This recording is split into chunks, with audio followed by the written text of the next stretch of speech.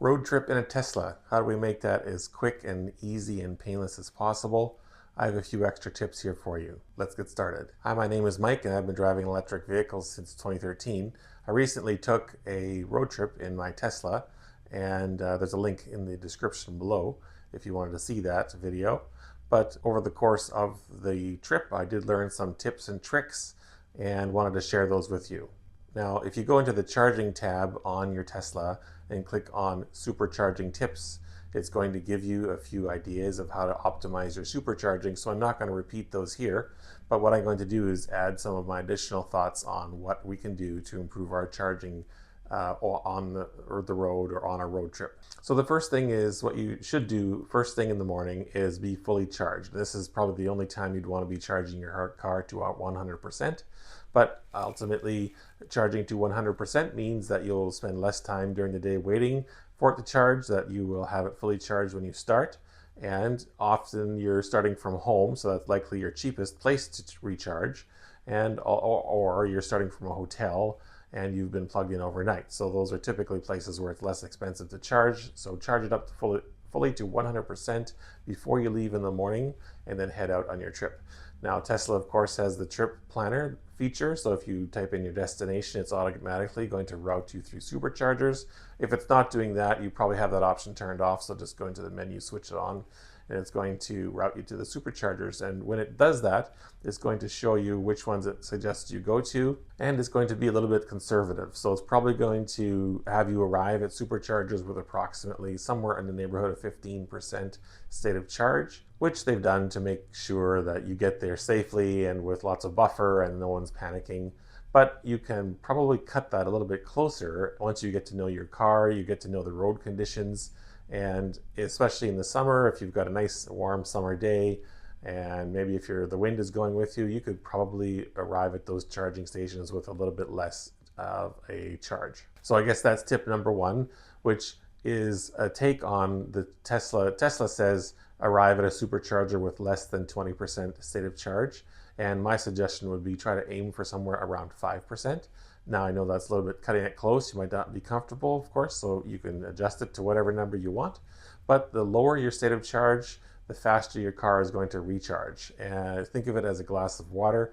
You know, you can pour in the water very quickly when it's empty, but once you get close to the top, you have to slow down and not spill over. So a similar idea with your battery. When it's a really low state of charge, down to 5%, or around that range, it's going to have the highest speed to recharge the battery, and as it starts to fill up, the charge rate will decrease.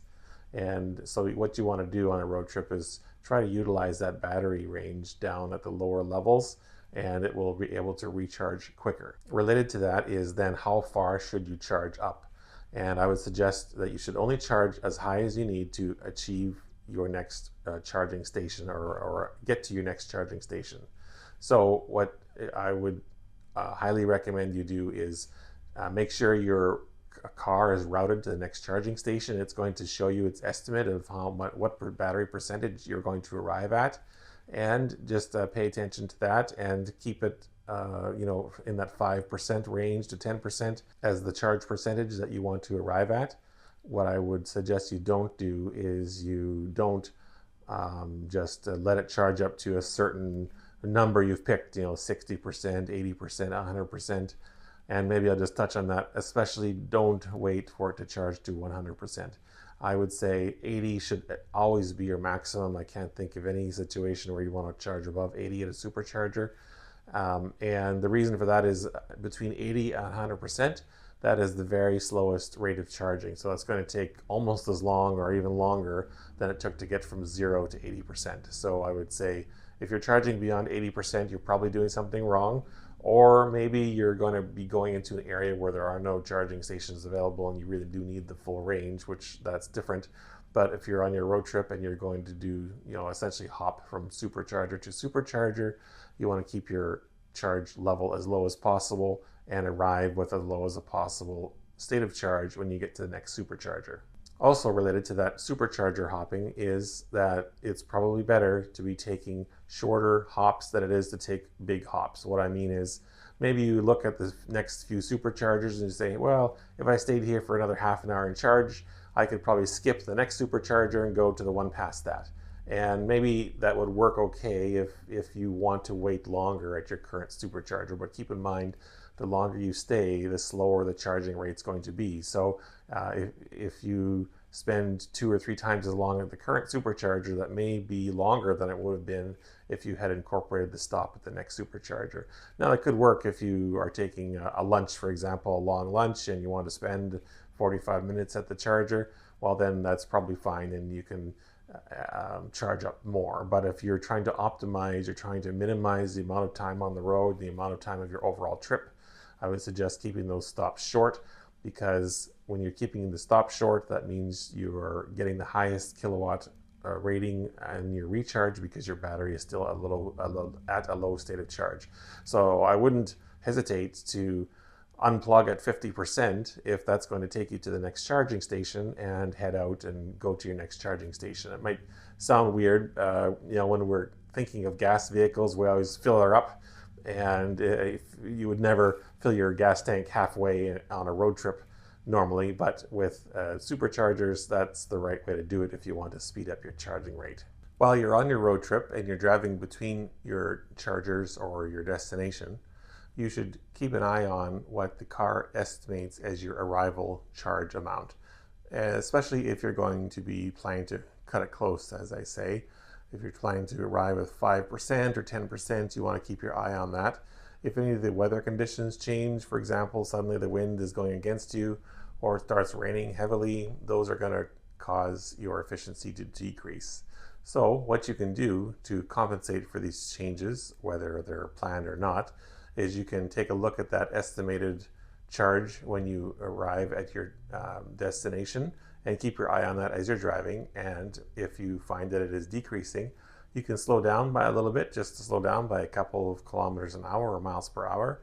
And then after a few minutes, you'll see the number will increase.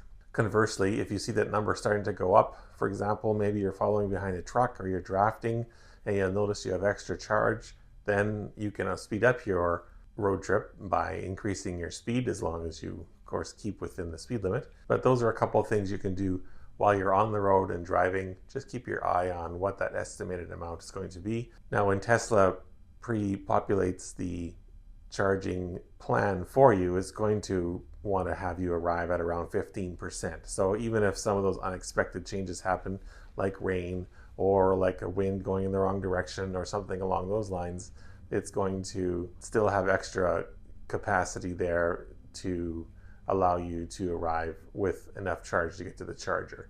When you're cutting it close, when you're trying to arrive with 5% or so, then you need to keep closer eye on that and make sure that you're going to be arriving, of course, above zero. My guess or my preference is somewhere around that 5% mark. When you're getting close to the end of the day and you're planning your last charge before you get to your destination, you need to consider whether or not there is charging available at your destination. So let's say, for example, you're taking a multi-day trip and you're staying at a hotel on the first night, and that hotel doesn't have any charging. Well, what I would say is try to find a hotel that does have charging, because if you do that, if you plan to stay overnight at a hotel that does have charging, I would plan then to arrive at that hotel with the lowest state of charge possible, again, that 5 to 10%, and then you can plug it in when you get there and you can charge all night, and then plan to leave in the morning with 100%. And that's really going to eliminate a full charging stop for you the next day. If you don't stay at a hotel or a location where you can charge overnight, then I have a couple of different ideas for you. So I'm assuming you're going to park your car overnight at a hotel with no charging. And in the summertime, my suggestion would be, especially if it's a really hot day, super, super hot, I would wait to supercharge your car until the morning, because your car has been driving all day.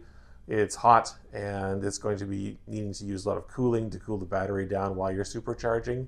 And that extra power is maybe going to slow it down a little bit at the end of the day if you're supercharging just before you get to your hotel. So I would suggest doing the supercharging in the morning, because the batteries had some time to cool off overnight. And I would have the exact opposite opinion if you're doing the same trip in the winter.